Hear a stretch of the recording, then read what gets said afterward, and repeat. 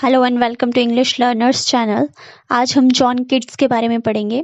आज के इस लेक्चर में हम जॉन किट्स की बायोग्राफी और उनके कुछ इम्पॉर्टेंट वर्क्स, उनकी कोटेशंस और उन्होंने जो टर्म्स कॉइन की है, नेगेटिव कैपेबिलिटी और इगोइस्टिक सबलाइम, उसके बारे में पढ़ने वाले हैं। तो आइए शुरू करते हैं आज का लेक्चर। जॉन किट्स का जन्म 31 अक्टूबर 1795 31 अक्टूबर 1795 को हुआ था और वो बहुत ही यंग एज में मर गए थे। उनकी डेथ 23 फरवरी 1821 को हो गई थी। जॉन किट्स ने मेडिकल ट्रेनिंग ली थी, वो एक फिजिशियन थे। और अगर उनके पेरेंट्स की बात करें तो उनके फादर का नाम थॉमस किट्स था, जो कि एक स्टेबल कीपर थे, और उनकी मदर का नाम फ्रांसिस जेनिंग्स था। उनके 5 भाई बहन थे और वो अपने 5 भाई बहनों में सबसे बड़े थे। अब अगर जॉन किट्स की बात करें तो जैसे कि मैं आपको बता चुकी हूँ कि वो 26 ईयर्स की एज में उनकी डेथ हो गई थी। तो क्योंकि वो बहुत ही यंग एज में मर चुके थे, तो पीबी शैले ने उनके लिए कहा है कि Keats is one of the inheritors of unfulfilled renown. Kids is one of the inheritors of unfulfilled renown. क्योंकि उनकी बहुत ही यंग एज में डेथ हो चुकी थी, इसलिए किड्स जो इसलिए पीबी शैले जो उनके बहुत अच्छे फ्रेंड थे, उन्होंने उनके बारे में ये कोटेशन दी है अपनी एक एलेगी एडोनिस में। उनकी डेथ के ऊपर पीबी शैले ने एक एलेगी लिखी थी एडोनिस नाम से, तो उसमें उन्होंने किड्स के बारे में ये लाइंस लिखी हैं। एडोनिस एक गॉड का नाम है और ये जो एलेगी है वो डेडिकेट की थी पीबी शैले ने उनको 1821 में, किड्स की डेथ के बाद। तो अगर बात करें उनके कुछ इम्पॉर्टेंट वर्क्स की, तो उन्होंने सबसे जो उनका इम्पॉर्टेंट वर्क है वो 1818 में उन्होंने एंडीमेन नाम की एक पोएम लिखी थी, जो कि काफ़ी इम्पॉर्टेंट थी उनके करियर में। और उन्होंने इसमें एक शेफर्ड लाइफ को दिखाया है, एक शेफर्ड के बारे में उन्होंने बताया है। And that shepherd loves to moon goddess Cynthia, एक मून गॉडेस सिंथिया नाम की, उनसे वो शेफर्ड जो था ही loves her. And in this poem उन्होंने एक बहुत ही इंपॉर्टेंट कोटेशन लिखी है जो कि अक्सर एग्जाम में पूछी जाती है, and that is a thing of beauty is a joy for ever. तो इस पोएम में ये जो है वो कोटेशन उन्होंने दी है, and it was his first long poem. उनकी जो सेकंड पोएम थी वो थी इसाबेला।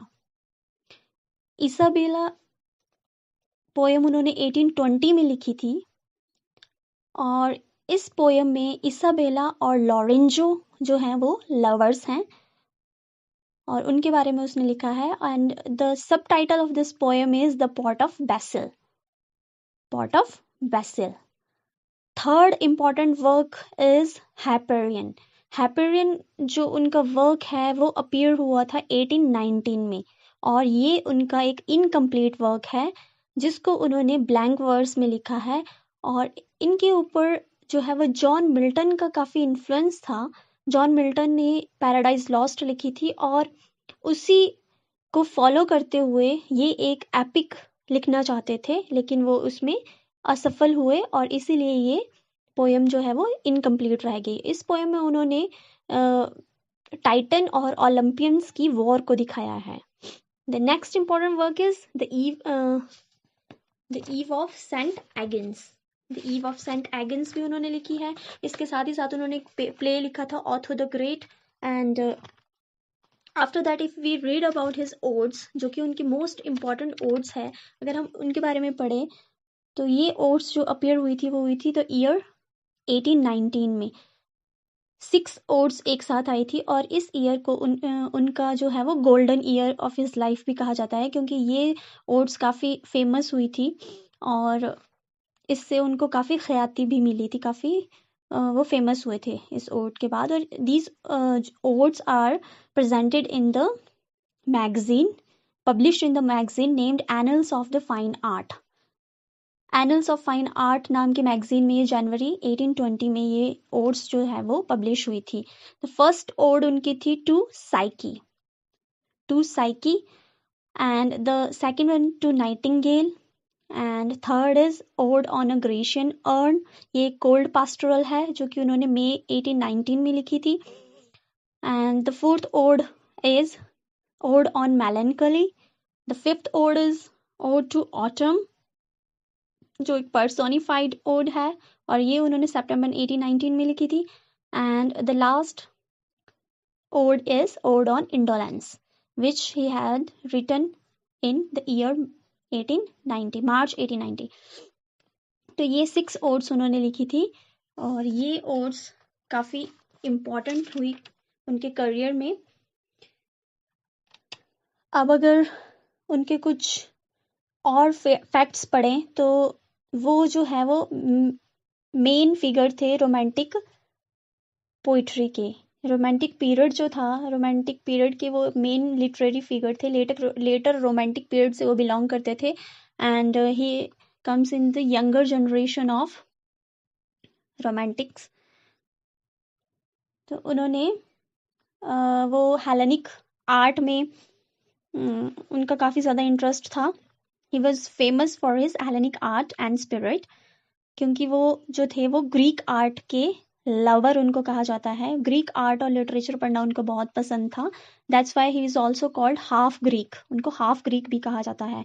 और वो जो है वो लेटर रोमांटिक्स, जैसे मैंने आपको बताया, वो लेटर रोमांटिक्स में आते हैं लॉर्ड बैरो और पीवी शैले के साथ। और उनको great word painter of English literature भी कहा जाता है।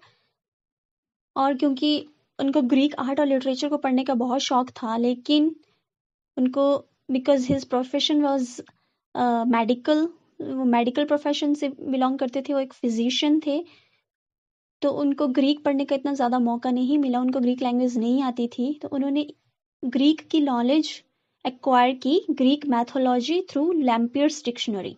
उन्होंने लैम्पियर्स की डिक्शनरी से ग्रीक की जो है वो नॉलेज एक्वायर की। आइए इसके साथ ही इसके कुछ और इम्पॉर्टेंट वर्क्स को पढ़ लेते हैं। First important work was la belle dame sans merci. La belle sans dame merci उन्होंने डेडिकेट की है फैनी ब्राउनी को। Fanny Brawne and Isabella, these two girls were believe to be his beloved. तो उन्होंने अपनी बिलविड फैनी Brawne को ये poem dedicate की थी। ये एक बैलेट है और 12 स्टैंजास में लिखी गई है, 4 लाइन्स ईच, और इसकी जो राइम स्कीम है वो है ABCB। तो ला बेला डेम सेंस मर्सी का मतलब होता है a beautiful girl without mercy, a beautiful girl without mercy. तो सेकेंड इम्पॉर्टेंट पोएम थी लैमिया। लैमिया उन्होंने लिखी थी 1820 में। ये एक लॉन्ग नरेटिव पोएम थी और इसमें जो है वो एक सर्पेंट विमेन की स्टोरी दी गई है, जिसका जो हेड है वो विमेन का है और उसकी बॉडी जो है एक सर्पेंट की है। And the heroes name is Corinth. और ये जो लैमिया पोएम है ये बेस्ड है बर्टन्स एनाटॉमी ऑफ मेलनकली। बर्टन्स की एक एनाटॉमी ऑफ मेलनकली नाम का एक वर्क है, उस पर ये बेस्ड है। Next is after Lamia his next important work was on first looking into Chapman's Homer। ये उन्होंने 1819 में लिखा है और ये पेट्रार्कन सोनेट है। पेट्रार्कन सोनेट जो होता है वो उसमें sonnet as we can see कि ये सोनेट है, तो सोनेट में 14 लाइन्स होती है, लेकिन इसमें 8 + 6 लाइन होगी। ये हमें याद रखना है कि पेट्रार्कन सोनेट क्या होता है, जिसमें 8 + 6 लाइन्स होती हैं, Octave plus sestet. 8 lines Octave और 6 लाइन्स सेस्टेट। और इस पोएम में उन्होंने, इस सोनेट में उन्होंने लिखा है कि what literature can make us feel, कि लिटरेचर से हमें कैसा फील हो सकता है। On first looking into Chapman's Homer, जैसे कि मैंने आपको बताया कि इन्हें जो है वो ग्रीक लैंग्वेज नहीं आती थी, इसलिए ये ट्रांसलेशंस पढ़ते थे। तो इन्होंने चैपमैन की ट्रांसलेशन पढ़ी। चैपमैन जो थे वो एक एलिजाबेथन पोएट थे। एलिजाबेथन जो है वो पीरियड से बिलोंग करते थे, एलिजाबेथन पीरियड से चैपमैन। उनकी ट्रांसलेशन पढ़ने के बाद इन्होंने ये सोनेट लिखा on first looking into Chapman's Homer. 1819 में इन्होंने लिखा था। तो इसके बाद अगर हम उनके अदर वर्क्स की बात करें तो उसमें आ जाती है उनकी कुछ और भी वर्क्स हैं, जैसे opus, sleep and beauty, fancy, bard of passion and mirth, the eve of Saint Mark और ब्राइट स्टार। ब्राइट स्टार एक इनका ऐसा वर्क है जो कि इन्होंने अपनी बोथ द बिलवेड्स यानी दोनों बिलवेड्स को डेडिकेट किया है। इनके जो फर्स्ट एडिशन है वो इन्होंने इसाबेला को डेडिकेट किया था और जो लास्ट एडिशन है वो फैनी ब्राउनी को। Then comes the mermaid of tavern, Robin Hood, an imitation of Spenser in 1814। ये एक ऐसा सोनेट है, एन इमिटेशन ऑफ स्पेंसर, जो कि कभी पब्लिश नहीं हुआ। ये क्वेश्चन भी एग्जाम में आ सकता है कि इनके ऐसे सोनेट का नाम बताइए जो कि पब्लिश नहीं हुआ था, तो उसका नाम है एन इमिटेशन ऑफ स्पेंसर। ये 1814 में इन्होंने लिखा था। तो अब अगर इनकी कटेशंस की बात करें, कटेशन में इन्होंने लिखा है, for many a time I have praised death in my mused rhyme. जैसे कि आपको पता है कि ये एक फिजिशियन थे और ये ट्यूबरक्लोसिस से सफ़र कर रहे थे, तो इनको पता था कि इनकी डेथ होने वाली है, तो इसीलिए इन्होंने ये कटेशन लिखी, ये लाइंस लिखी, for many a time I have praised death in my mused rhyme. Next is we hate poetry that has a palpable design upon us. We hate poetry that has a palpable design upon us. तो ये कटेशन इन्होंने लिखी letter to John Hamilton, अपने friend John Hamilton के नाम इन्होंने एक letter लिखा था, उसमें इन्होंने ये लाइंस लिखी हैं। Next is a thing of beauty is a joy forever. A thing of beauty is a joy forever, ये इनकी मोस्ट फेमस कटेशन में से एक है और ये कटेशन अपीयर हुई है इनके वर्क एंडीमियन में। Next is hard melodies are sweet but those unheard are sweeter, ये इन्होंने लिखे है ode on a Grecian urn में। तो ये इनकी कुछ इम्पॉर्टेंट कटेशंस थी। आइए अब इनकी कुछ जो टर्म्स इन्होंने क्वाइन की है, नेगेटिव कैपेबिलिटी और इगोइस्टिक सबलाइम, उनके बारे में पढ़ लेते हैं। नेगेटिव कैपेबिलिटी जो टर्म है वो अपीयर हुई थी 1817 में letter to his brothers George and Tom Keats. अपने ब्रदर जॉर्ज और टॉम किट्स को उन्होंने एक लेटर लिखा था, उसमें उन्होंने नेगेटिव कैपेबिलिटी के बारे में डिस्क्राइब किया था। अब ये नेगेटिव कैपेबिलिटी होती क्या है? नेगेटिव कैपेबिलिटी वो एबिलिटी है जो ग्रेट आर्टिस्ट में प्रेजेंट होती है। According to John Keats, Shakespeare जो हैं वो नेगेटिव कैपेबिलिटी का यूज करते थे।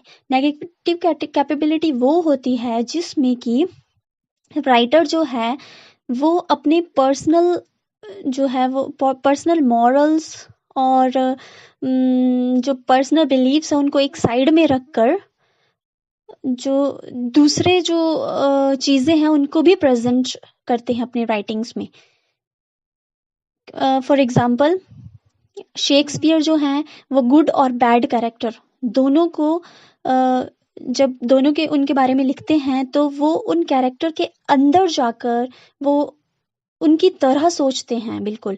जैसे कि जब वो बैड कैरेक्टर को डिस्क्राइब करते हैं तो उसकी बैड क्वालिटीज और उसके द वे ऑफ थिंकिंग वो सब कुछ प्रेजेंट करते हैं उसमें। तो ये होता है नेगेटिव कैपेबिलिटी, यानी कि अपने नेचर के अगेंस्ट जाके दूसरे जो है वो लाइक बैड और इविल चीज को भी प्रेजेंट करना और उसको भी एक लाइव तरीके से प्रेजेंट करना, मतलब उसको भी एक जीवंत जो है वो शैली में उसको दिखाना। तो नेगेटिव कैपेबिलिटी के सबसे अच्छे एग्जाम्पल उन्होंने शेक्सपियर को बताया है और इसी के साथ उन्होंने ये बोला है कि जो इगोइस्टिक सबलाइम है वो नेगेटिव कैपेबिलिटी का बिल्कुल अपोज है। इगोइस्टिक सबलाइम का मतलब ये होता है कि जो गुड और बैड क्वालिटीज जो राइटर्स होते हैं जिनमें नेगेटिव कैपेबिलिटी से जो सफ़र करते हैं, जिनमें नेगेटिव कैपेबिलिटी नहीं होती है, वो इगोइस्टिक सबलाइम से सफ़र करते हैं। बोलने का मतलब ये है कि वो नेगेटिव चीज़ों को नहीं दिखाते।